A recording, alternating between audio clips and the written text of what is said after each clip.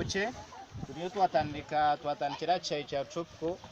ndi Honorable Elias Seruyange Youth Councillor wizibwera Toma Town Council kandi byatuhebwa umwami twise ko ruragire we yatwereze ibitoke ebi yatwereze ibitoke bingana 500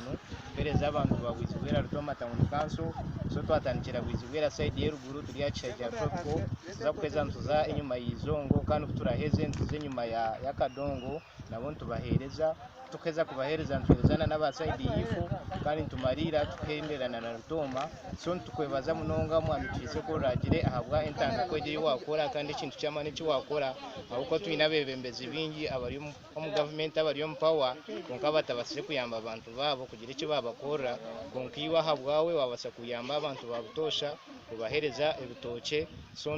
kibe cyo kureberaho abebembeza abandi abakubasa kuba kugira icyo babasa kuyamba abantu kuba ku bantu babasa kugira icyo bareta no byakwabuta bitoke no bunga n'ibindi babasa kuyamba abantu bitu avuko abantu bitu bari mu mbera embi bari kurundi abamwe barubire barana no majugabo tubacirina na sente zo kurema bazi konka abantu abari mu government tubase kucirebe cyo kubasa kuyamba abantu so marebera umukubihamwe imishoro konka tine cyo babasa kubayamba konka mwami twise ko ruragire babasa kuba icyo kureberaho kirundi era wabasa kuyamba abantu ba wizibwera Toma Town Council tukwebaza munonga wiha mukama yongereho ibintu byo yabirebwa mu bya amazina ganje ninye mucunguzi kuri Pasipapa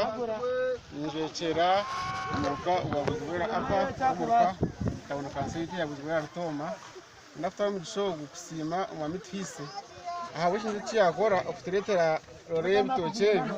ibitoke 300 vuga barabantu abo amazuro bwire bacingiye no makagabo ahabwendora ya corona kandi nipiga abantu mwongere kwerinda ikirwireki zware masiki zanyu mu makaganyu abona nakwenge ndwareji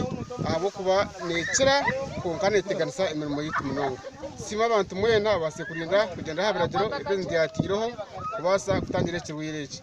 kandi isha abantu abijaha kwakira ibitoke twehe mu space sitakakwatana kandi tukijaha tukaturira batahi bitu abatine burwiri mwe bari munonga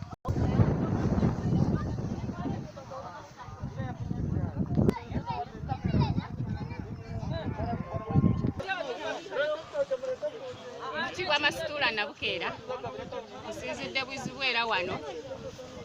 nga twebaza mwami Ruragire okusinzira bwatuyambye mu mbeera gye tubadde mweno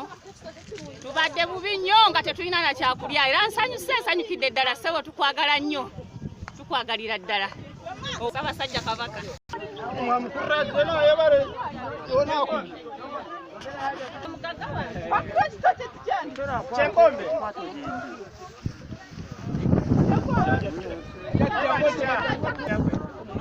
Matu enda kugenda